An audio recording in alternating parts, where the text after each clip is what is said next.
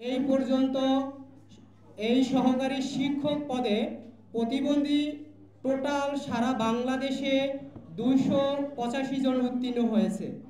সেখানে কিন্তু কয়েক লক্ষ লক্ষ স্টুডেন্টের সাথে তারা মাত্র 285 জন উত্তীর্ণ হয়েছে। তাদেরকেও কিন্তু চাকরি থেকে বঞ্চিত করা হয়েছে। আমার একটাই অনুরোধ, কেন তাদের এই চাকরি থেকে বঞ্চিত করা হয়েছে?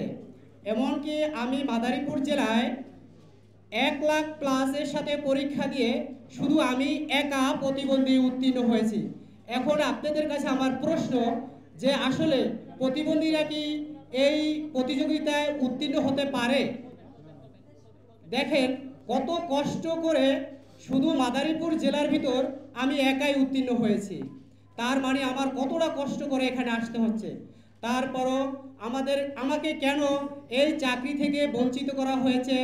এমনকি আমি ভাইবার সময় আমাকে সবাই অনেক রেসপেক্ট করেছে এবং আমার সাথে যারা ভাইবা দিয়েছিল তারা সবাই বলেছিল যে আপনার 100% চাকরি হবে। কিন্তু আবার কিছু ভাইরা আছে যে আপনি কি টাকা দিয়েছেন, টাকা না দিলে চাকরি হবে না।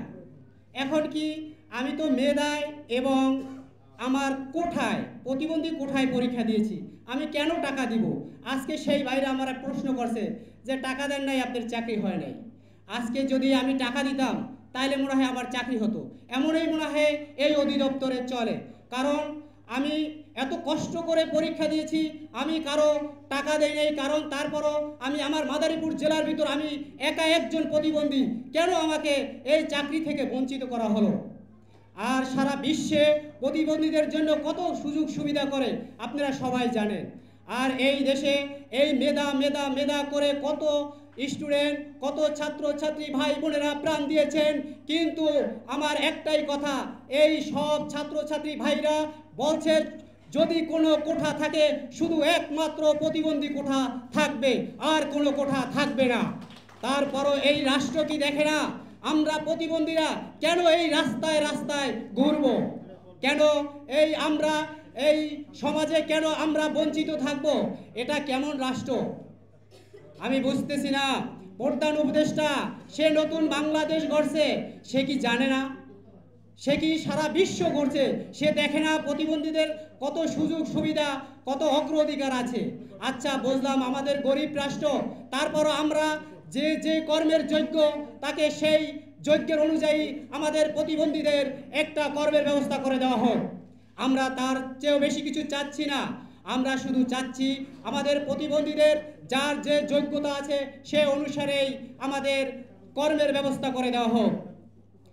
ভাই আর কি বলবো, দুঃখের কথা, অনেক বলতে বলতে আজও পর্যন্ত আমাদের দিকে কোনো কিচ্ছু আমরা সুরাহা পাচ্ছি না।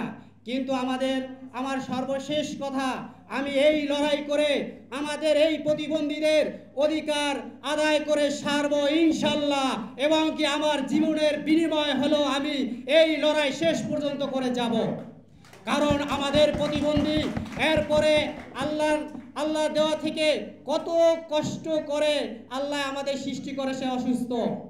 আমি জন্মের পর থেকে আমি স্কুলে পড়তে পারি নাই, কারণ আমার ছোটবেলায় আমাকে পোলিও টিকা দেওয়া হয় নাই। আমি যখন স্কুলে ভর্তি হওয়ার কথা তখনই আমি বেড়েছিলাম। আমি এই শিশু হসপিটালে, পঙ্গু হসপিটালে আমি সারাক্ষণ বেডে থাকতাম। আমার প্রস্রাব পায়খানা আমার মা এইগুলা ছাপ করত এবং আমার কাজের লোক ছিল তারাও করতো, কিন্তু আমি বড় হয়েছি পর আমার মাই করছে। আমি যখন এইচএসসি পাস করছি 2009 সালে, তারপর থেকে আমি এই ক্যারেজ নিছি। এর আগে আমি সব সময় বেড়েছিলাম। দেখেন এরকম তো আমার চেয়েও তো অনেক লোক আছে আরো অসহায়, কিন্তু আজকে আমার মা শিক্ষিত দেখে আমাকে এই পর্যন্ত পড়াশোনা করে আনছে। আমার মার সব সময় দোয়া, আমি অনেক জায়গায় পরীক্ষা দিছি। আমার মা সব সময় বলে আমার ছেলে একটা প্রাইমারি চাকরি পেলে আমার বাসায় থেকে আমার কাছে থাকতে পারবো। আমার মা আমারে দিনে 4 থেকে 5 বার ফোন দেয়, বাবা থাক আইসা পার, আল্লাহই বাঁচাইবো, আর আন্দোলন করবো না।